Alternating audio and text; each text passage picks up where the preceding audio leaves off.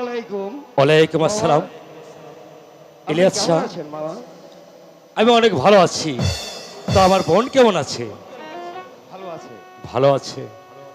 আমি ঠিক করেছি আমার একমাত্র কন্যা লাইলির সঙ্গে তোমার বিবাহ দিয়ে দিতে চাই। তা তুই কি বলো? হ্যাঁ মামা, আমি আপনার হাতের লেখা পত্র পেয়ে আমি দ্রুত চলে এসেছি। ঠিক আছে, এই কে আছিস? লাইলিকে পাঠিয়ে দে।